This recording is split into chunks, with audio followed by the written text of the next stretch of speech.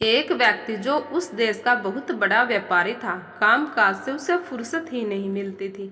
बेआरामी के कारण उसका स्वास्थ्य बिगड़ने लगा। उसके डॉक्टरों ने उसे सलाह दी कि वह थोड़ा वक्त अपने लिए निकाले और व्यापार से छुट्टी लेकर कई रमणीय जगहों की सैर करे। इससे उनके स्वास्थ्य में सुधार होगा और जीवन में फिर से नई ताजगी आएगी।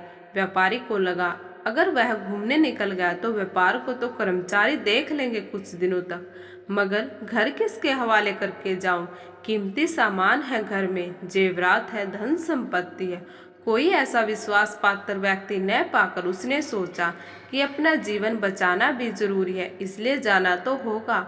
उसने अपना सामान तैयार किया और निकलते समय अपने मुख्य नौकर से कहा कि वह घूमने जा रहा है, कभी भी आ सकता है, इसलिए उसके वापस आने की पूरी तैयारी होनी चाहिए।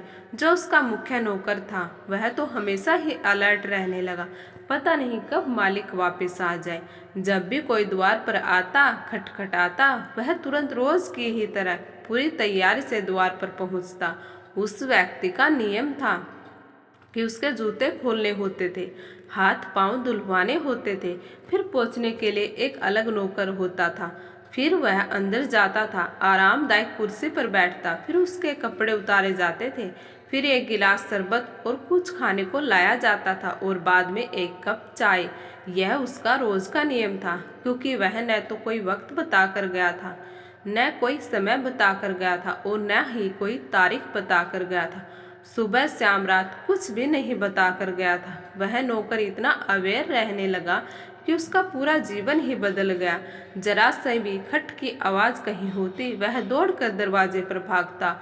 वह ध्यान में ही रहने लगा और उसको होश बहुत बढ़ गया। और एक दिन जब बेवक्त पर करीब सुबह के 2 बजे मालिक आया, उसकी दरवाजा खटखटाने से पहले आहट से ही वह नौकर दरवाजे पर पहुंच गया। मालिक तो हैरान हो गया कि पूरी तैयारी थी। वह समझ गया क्योंकि नौकर पूरी तरह होश में था। मालिक कई दिनों तक नौकर के व्यवहार को देखता रहा और उसे आश्चर्य था कि उसको कुछ कहने से पहले ही यह सब कर देता था। इसको इतना होश आया कैसे? लगभग 1 साल तक उसे नौकर को कुछ कहने की जरूरत ही नहीं पड़ी, यहाँ तक कि उसने दरवाजा भी 1 साल तक नहीं खटखटाया। 1 साल के बाद एक दिन उसने नौकर के कमरे में झांक कर देखा। उसे ऐसा लगा था कि जैसे उसके कमरे में से रोशनी की किरणें आ रही हैं। नौकर ध्यान में बैठा था। उस समय वह चुपके से चला गया, मगर बाद में उसने उसको अपना गुरु बना लिया। उससे होश में जीने के टिप्स लेने लगा। जब जीवन मरण का प्रश्न आ जाए तभी होश और ध्यान घटता है। यह जीवन का शाश्वत नियम है कि बेहोशी तब तक ही रह सकती है जब तक मौत की निरंतर याद नहीं है। जैसे ही जीवन दांव पर लगता है, बेहोशी विदा हो जाती है, परम होश जग जाता है। तो आपको यह कहानी कैसी लगी प्लीज़ कमेंट करके ज़रूर बताएं। अगर कहानी पसंद आए तो चैनल को लाइक करें, शेयर करें और सब्सक्राइब करना बिल्कुल ना भूलें। बेल आइकन को ज़रूर प्रेस कर लें।